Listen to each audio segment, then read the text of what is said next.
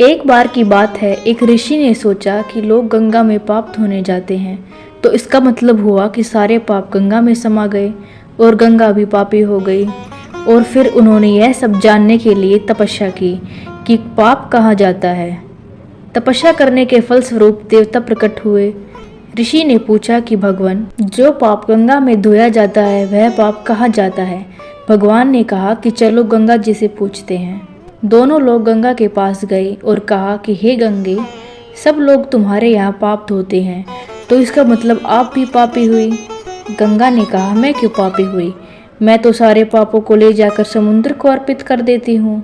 अब वे लोग समुद्र के पास गए और कहा, हे सागर, गंगा जो पाप आपको अर्पित कर देती है, तो इसका मतलब आप भी पापी हुए। समुद्र ने कहा, मैं क्यों पापी हुआ, मैं तो सारे पापों को लेकर भाव बनाकर बादल बना देता हूँ। अब वे लोग बादल के पास गए और कहा कि हे बादल, समुद्र जो पापों को भाव बनाकर बादल बना देते हैं, तो इसका मतलब आप पापी हुए। बादलों ने कहा, मैं क्यों पापी हुआ, मैं तो सारे पापों को वापस पानी बनाकर धरती पर बरसा देता हूँ, जिससे अन्न उपजता है और मानव खाता है। और जो अन्न जिस मानसिक स्थिति से उगाया जाता है और जिस मानसिक अवस्था में खाया जाता है, उसी अनुसार मानव की मानसिकता बन जाती है। तो दोस्तों, इसलिए कहते हैं, जैसा खाए अन्न वैसा होए मन। अन्न को जिस वृत्ति यानी कमाई से प्राप्त किया जाता है, जिस मानसिक अवस्था में खाया जाता है, वैसे ही विचार मानव के बन जाते हैं। इसलिए सदैव भोजन शांत अवस्था में करना चाहिए और पूर्ण रुचि के साथ खाना चाहिए। और कम से कम अन्न जिस धन से खरीदा जाए वह धन भी श्रम का होना चाहिए। अब आपके मन में यह प्रश्न होगा कि ऐसा क्यों कहा जाता है कि गंगा नहाने से पाप धुल जाते हैं। तो चलिए इसे सरल भाषा में समझते हैं। मानव के कर्म अच्छे और बुरे दोनों होते हैं। पहले के समय लोग गृहस्थ जीवन जीकर संन्यास की ओर जाते थे। उनका उद्देश्य भगवान के भजन करना, और उन्होंने अपनी जिंदगी में जो भी जाने अनजाने में बुरे काम किए हैं उनका प्रायश्चित करना होता था। प्रायश्चित का हमारे वेदों में हमेशा महत्व बताया जाता है, बल्कि सभी धर्मों में इसका बहुत महत्व है। अगर आपसे कोई गलत काम हुआ तो आप उसका प्रायश्चित ईश्वर से हमेशा कर सकते हैं।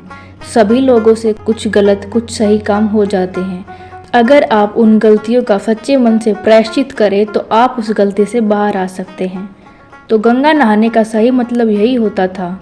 अगर आप देखें तो गंगा नदी मुख्यतः हमारे सारे तीर्थ स्थानों से निकलती है।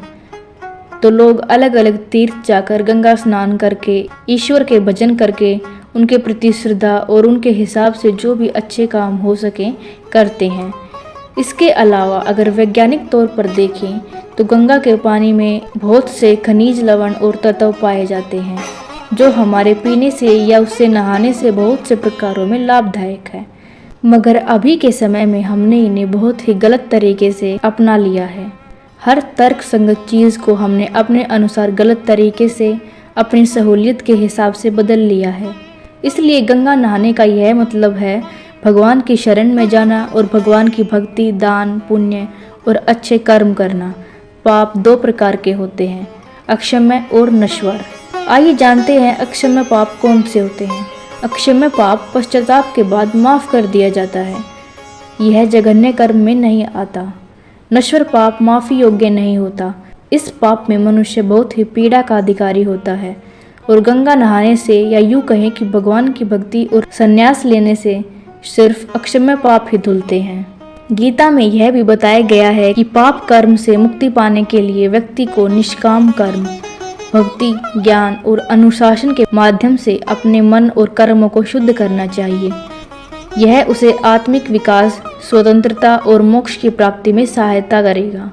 भगवान की भक्ति और समाज की सेवा कर आप अपने पापों से मुक्ति पा सकते हैं। पर ध्यान रहे, आपको उन कर्मों की सजा जरूर मिलेगी जो आपने जानबूझकर किए हैं या फिर जो अत्यधिक क्रूर माने गए हैं। आप सुकर्म कर अपने पापों की सजा को कम करा सकते हैं, पर पूर्ण रूप से पाप कर्मों की सजा का अंत करना इतना आसान नहीं है। महात्मा तुलसीदास जी ने रामायण में स्पष्ट रूप से कहा है कि परहित सरिस धर्म नहीं भाई, पर पीड़ा सम नहीं अधमाई। यानी दूसरे का भला करना ही पुण्य है और दूसरे का बुरा करना ही पाप है। हिंसा, द्वेष, परनिंदा, कलह आदि यह सब पाप के ही अलग अलग रूप हैं। किसी के जीवन में आप यदि हंसी का कारण बनते हो, खुशी का कारण बनते हो, तो आप पुण्यवान हो, और यदि आपकी वजह से कोई तकलीफ में जा रहा है तो आप पापी हो। आशा करती हूँ कि आपको हमारी यह वीडियो पसंद आई होगी। ऐसे ही महत्वपूर्ण जानकारियों और जीवन की सच्चाई जानने के लिए हमारे चैनल को सब्सक्राइब करें। धन्यवाद।